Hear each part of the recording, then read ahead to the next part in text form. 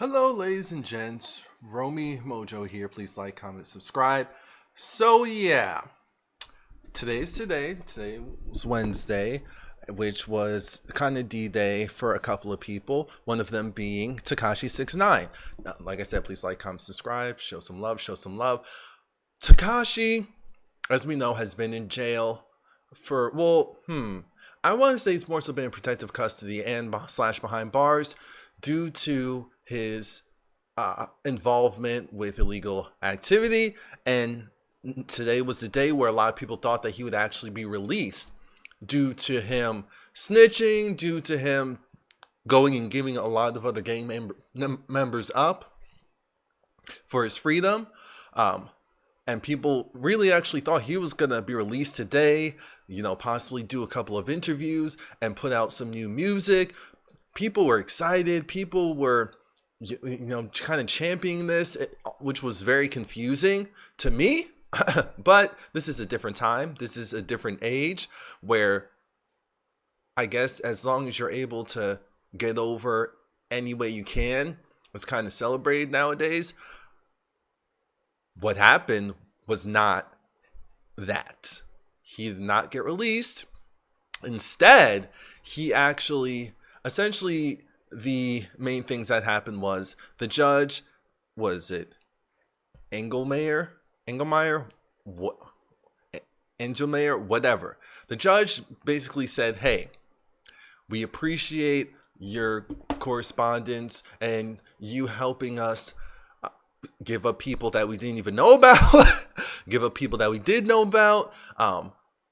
We appreciate you putting your life on the line because you are a celebrity, you are well known, and you going and testifying on this case makes things worse for you, and because even more people know you than they already did. The reason why he's even up for parole by this judge's standards, or I should say release, is because he was willing to go and put this information out there, but not just put this information out there on the other people that either had him doing this stuff on their behalf or vice versa. Feels like this was a big learning lesson. Feels like gang members won't want to bring him into their, I'm not so sure about that. We'll see about that. Want to bring him into their gangs because he's been a proven snitch and can't be trusted. With enough money, you never know who's willing to work with who. I think that's something that's really important to kind of think about and mention here. But that's part of the issue. Tekashi, right now, his music was still streaming. His music was still streaming well, very well, very well. If you look at his numbers from the time that he went to jail to now, he's still doing good numbers, which says a lot. It says a lot. People don't care. And I shouldn't just say people, but there's a good percentage of people who do not care about why he got arrested in the first place, about him being a wannabe gangsta, about all of that. And so now we get to this point of, oh, is he going to be released? Is he not? We now know he's not. We now know that the judge, he's been there for 13 months. The judge felt like, 13 months wasn't enough time based on all the stuff that he was involved with, what he admitted to and all of that. So the judge feels like a 2-year sentence with, and let me get the full details. Essentially, the judge wants him to be there for at least 2 years, 5 years supervised release, as well as 300 hours of community service, pay a $35,000 fine, which again, depending on the interviews that he does, the music that he puts out, that'll all be easy. I mean, he would have to pay for his own security upon his release from jail / protective custody. So please, he's going to be blowing through like $35,000, sometimes, well, definitely a week, per minimum. And it seems like they're going to roll over his time that's already served. So the 13 months seems like they may add it to the 2 years, included in that 2-year sentence, which means he would have only 11 more months. So less than a year. So November of what, November of 2020, he could be released or something like that. And who knows, depending on what else they may need from him, he could be released even sooner. Let's just call it what it is.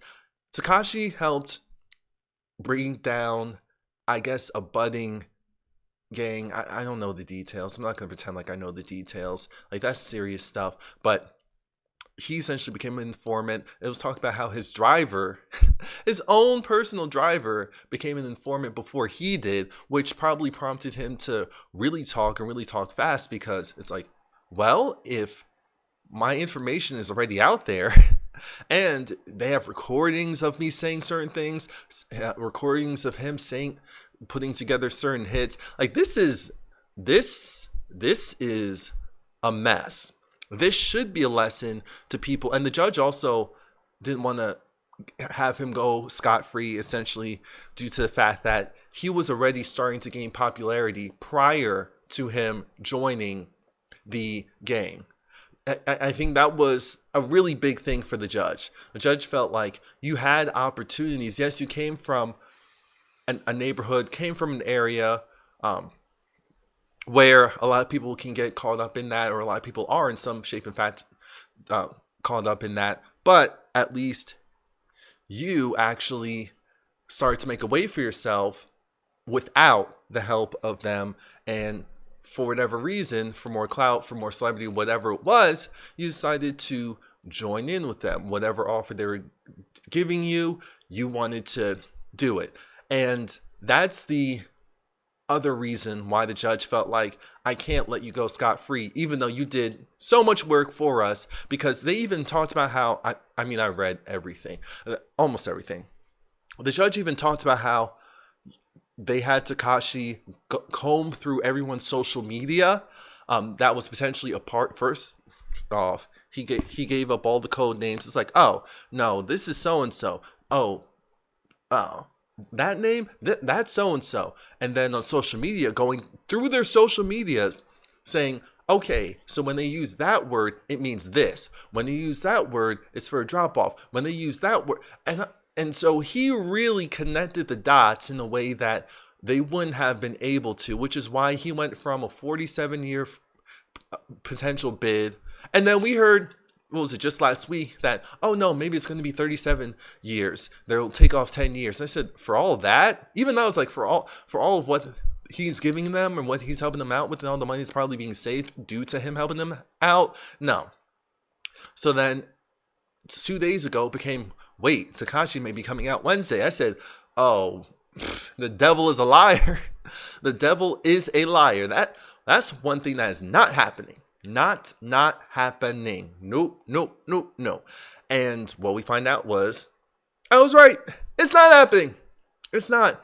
He'll be in, like I said, for at least probably close to another year. Who knows if, with good behavior, if he'll be allowed to leave earlier, because that is something that can happen.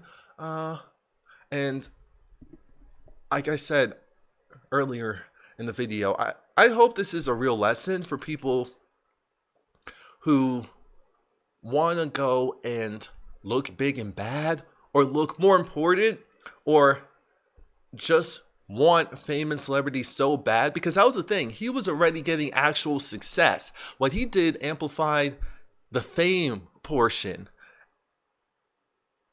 which, i.e., essentially was like greed. And it's sad because then he also, the judge didn't want to take him out because there were testimonies against him. There were publicists and other people saying that Tekashi personally had people come after them and how their lives were negatively impacted. And it's still like, for what? For what?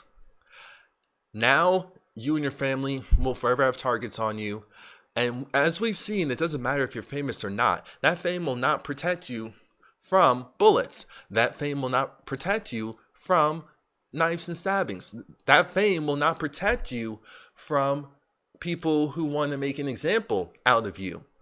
That is something that fame will not protect you from. And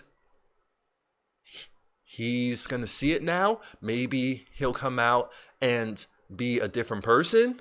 Maybe he'll come out and just be a toned down version of a person that we've seen. Maybe he'll try and scrap the whole.